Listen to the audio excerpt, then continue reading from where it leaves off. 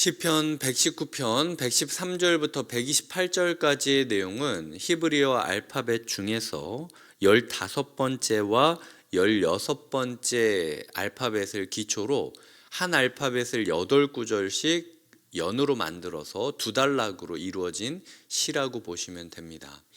시편 119편 127절에서 128절까지의 내용은 흔히 어떤 키드너라는 분은 충성의 원리다, 그리스도인의 충성의 원리가 무엇이냐라고 이야기를 하면서 127, 128절을 이야기하는데요.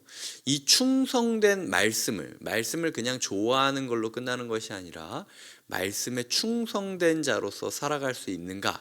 라는 질문을 우리에게 묻고 있습니다. 이 말씀이 처음에 우리 시작할 때 원수에 대한 이야기로 시작을 합니다. 그 두 마음 품는 자들을 미워한다 라고 이야기하고 있지 않습니까? 115절에 보면 너희 행악자들이여 나를 떠나라 라고 이야기를 하고 있습니다. 116절에서는 주님 나를 붙들어 살게 해달라. 117절에서도 나를 붙들어 살게 해달라. 118절에서는 율례들에서 떠나는 자, 119절에서는 세상의 모든 악인을 찌꺼기같이 버리시니 라고 이야기를 하고 있죠. 즉 두 마음 품는 자, 그리고 행악자들, 율례들에서 떠나는 자, 세상의 모든 악인들, 이게 다 같은 의미로 쓰이고 있다라는 겁니다. 지금 이 시편을 노래하는 사람은 원수가 분명해졌어요. 그러니까 말씀이 분명해서니까 말씀을 따르는 자는 하나님의 편인 거고, 말씀을 반대하는 자는 무조건 원수인 거예요. 철천지 원수, 세상의 찌꺼기같이 돼야 될 존재들이라고 이야기하면서 지금 반복적으로 마음 가운데 주님 나를 붙들어 달라고 116절과 117절에서 붙들어 달라는 기도를 2번 연속으로 하면서 이 험한 풍파 속에서 나를 붙들어 주셔야만 된다라고 이야기하고 있다라는 거죠. 말씀은요, 적과 아군을 구별하게 만들어줍니다. 누가 따라가야 될 존재이고 누구를 찌꺼기처럼 여겨야 되는 존재인지를 아는 거예요. 누군가는 얘기할 수 있겠죠. 내가 뭘 잘못했다고 나를 행악자라고 이야기해? 하지만 우리는 얘기할 수 있죠. 말씀을 따르지 않기 때문에 행악자인 거야. 네가 도덕적으로 얼마나 잘 살고 누구보다 더 잘 살고 이거 아니라 말씀을 떠난 존재로서 살고 있다는 그 자체가 네가 행악자라는 증거야 라고 이야기를 하면서, 어떻게 보면은 이게 요즘 시대는 적절한 표현은 아니겠지만 거룩한 혐오감이라고 느껴질 정도로 말씀을 따르지 않는 자들에 대한 강렬한 거부 반응이라고 할까요? 그런 것들이 지금 일어나는 게 오늘 본문임을 알 수 있다라는 거죠. 그래서 이 사람은 120절에 보면 주를 두려워했다, 주의 심판을 두려워했다 라고 하면서 이 15번째의 연을 매듭짓고 있습니다. 결국은 우리가 말씀을 두려워함으로, 그리고 말씀에서 멀리 떨어지는 것들을 두려워함으로써 우리가 말씀에 붙잡힌 자로 살아가면서 살기를 원한다라는 노래를 하기를 원하고 계시다라는 것이죠. 121절부터 128절까지는 종에 대해서 이야기를 하고 있습니다. 125절에 보면 나는 주의 종이다. 124절에 보면은 주의 인자하심으로 주의 종에게 라고 이야기를 하고 있죠. 말씀의 종으로서 살아가고 있는 겁니다. 그래서 제가 처음에 이야기했듯 127, 128을 충성의 원리다 라고 이야기하는 사람도 있다라고 이야기 드린 것이죠. 우리는 말씀을 그냥 좋아해서 즐기는 것이 아니라 말씀의 종으로 살아가고 있는가, 라는 말씀에 충성되이 살아가고 있는가 돌아보아야 된다라는 것이죠. 저는 오늘 설교 제목을 127절에서 정했는데요, 금 곧 순금보다 더 사랑하나이다 라는 표현이 눈에 들어왔습니다. 제 마음 가운데 계속해서 질문이 있었어요. 진짜? 돈보다 말씀 더 사랑해? 진짜? 쉽지 않아요. 저한테 쉽지 않습니다.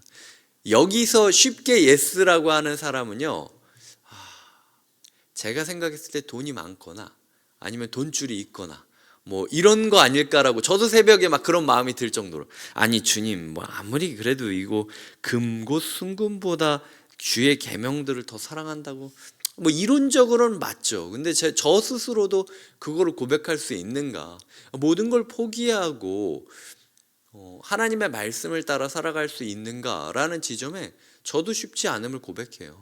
근데 묵상을 하면서 떠올랐던 게, 곁에 있는 교회 처음 시작할 때 제가 사례비를 가지고 오히려 주일학교 아이들 신방하고 청년들 신방하는 데 사용했으면 좋겠다라고 했던 1년 동안의 거룩한 도전이 생각났습니다.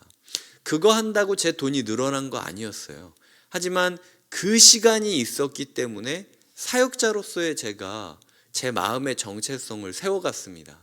사람들이 저에게 대해서 뭐라고 하느냐, 아니면은 어떤 반응과 열매가 있느냐, 이거는 둘째 문제고, 하나님께 제가 붙잡힌 자로서 살아가고 있다라는, 그리고 살아갈 수 있다라는 그 소망과 그 능력이 저에게 느껴지는 것이 저의 삶을 굉장히 크게 형성했거든요.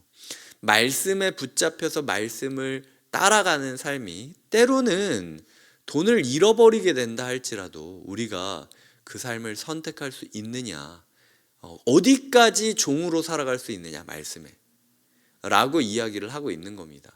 이렇게 이야기한다고 해서 주님께서 우리에게 바로 뭐 너 말씀의 종이니까 돈 다 내놔라, 돈 다 포기해라, 이렇게 얘기하지는 않으시겠죠. 저는 이게 우리에게 물어보시는 질문이라고 생각합니다. 너 말씀 그렇게 따르겠다고 하는데 이것까지 따를 수 있니? 말씀에 네가 종이라고 아예 이야기할 수 있니? 종은 주인이 가라 그러면 가고 물러서라 그러면 물러서는 거야. 불구덩이가 있다 할지라도 주인이 가라 그러면 믿고 가고, 그리고 뒤가 낭떠러지라 할지라도 주인이 뒤로 가라고 하면 가는 존재야. 너 어디까지 말씀을 주인으로 섬길 수 있니? 라고 이야기를 하고 있는 부분이라는 것이죠. 제가 어제인가 설교하면서 시편 119편에 사랑이라는 단어가, 주의 말씀을 사랑한다는 단어가 12번 나온다고 이야기 드렸습니다. 주의 말씀에 대하여 11번, 주의 인격에 대하여 1번 나온다고 했는데요. 오늘 보면은 113절에 주의 법을 사랑한다, 이게 4번째고, 그리고 119절에 주의 증거들을 사랑한다, 이게 5번째고, 127절에 주의 계명들을 금곧 순금보다 더 사랑한다, 이것이 6번째였습니다. 말씀의 종이 된다라는 건 말씀을 사랑하지 않으면 안 돼요. 할 수 없는 일입니다. 말씀을 지독하게 사랑해야 말씀의 종으로서 살아가고 있다라는 거죠. 이 시편 기자가 사랑했던 말씀의 내용이 무엇입니까? 도대체 무슨 말씀을 사랑하고 종이 된다라고 이야기하는 것입니까? 121절에 보면 정의와 공의, 말씀은요 정의와 공의를 행하게 만드는 게 말씀입니다. 하나님의 뜻은 정의와 공의에 있습니다.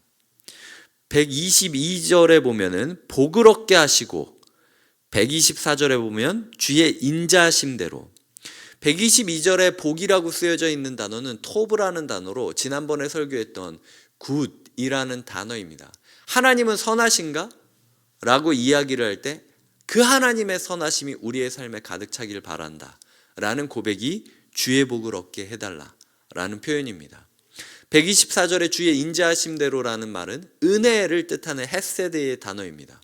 예수 그리스도의 은혜, 사랑받을 자격이 없는 자에게 넘치는 사랑을 주시는 그 헤세드, 그 은혜가 이 사람이 묵상한 말씀이었다라는 거죠. 그래서 원어로 따지자면은 정의, 미시파트, 공의, 제데크, 복, 토브, 인자하심, 헤세드, 이게 모세오경에서 출애굽기, 레위기, 민수기, 신명기에서 반복적으로 등장하는 언약 백성의 삶입니다. 정의와 공의, 복과 하나님의 선하심과 인자하심, 이 단어가 결국은 이 사람이 말씀을 통하여 묵상한 내용이었고, 그렇기 때문에 말씀을 사랑하고 그렇기 때문에 말씀의 종이 돼서 살아간다라는 거죠. 내 마음대로 어떤 구절 하나 딱 꽂혀가지고 그냥 이것만 들어줘야 된다, 나는 이것만 붙잡고 살아간다, 이게 아니었어요. 이 사람은 이 짧은 시편에서 자기가 알고 있는 모세오경을 정확하게 네 단어로 요약을 하면서 내가 사랑하는 말씀이 이거다, 맥락을 정확하게 짚고 있다라는 것이죠. 결국에 저는 이런 걸 보면서 다시 한번 성경을 파편화시켜서 보는 것이 아니라 전체적인 맥락 가운데, 흐름 가운데 성경을 보는 사람이 얼마나 놀라운지, 이 사람이 지금 자기 열심을 내서 말씀을 사랑하겠다라고 결단한 게 아닙니다. 이 사람이 지금 자기 열심을 내서 말씀의 종이 되겠다고 발버둥 치는 게 아니에요. 말씀을 네 단어로 요약할 정도로 정확하게 보기 시작하니까 사랑하지 않으면은 걸어갈 수 없는 길이 되었고, 그리고 순종하지 않으면 함께 할 수 없는 길이 되었다라고 고백하고 있는 것이죠. 이런 부분에 있어서 우리가 끊임없이 말씀을 묵상하고 말씀을 함께 이야기 나누는 것이 필요하다라는 것입니다. 말씀을 맺겠습니다. 오늘 우리의 삶에 적과 아군이 더 분명해져야 됩니다.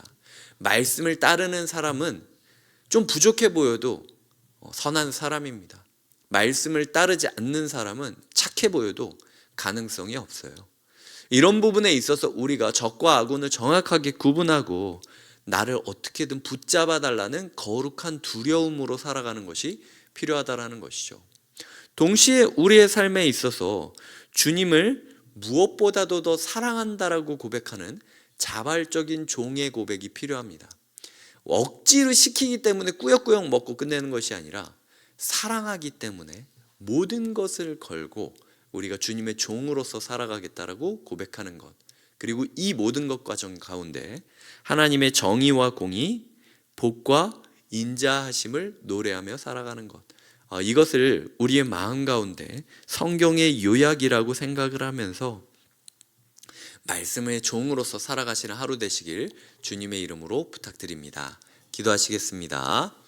하나님 아버지, 감사합니다. 오늘 우리가 말씀으로 인하여 이 세상 가운데 어떻게 보면은 적과 아군이 분명하게 나뉘는 하루를 살게 하여 주시고, 정말 거룩한 두려움으로 벌벌 떨면서 주님께 붙들어 달라고 고백하는 하루가 되게 하여 주시옵소서. 주님, 우리가 주님의 말씀을 사무치도록 사랑하며 주님의 종으로 살아가기를 원합니다. 말씀을 정확하게 바라보며 우리에게 주시는 말씀을 우리가 종의 길, 종의 마음으로 받아들이게 하여 주시옵소서. 예수님의 이름으로 기도드립니다. 아멘.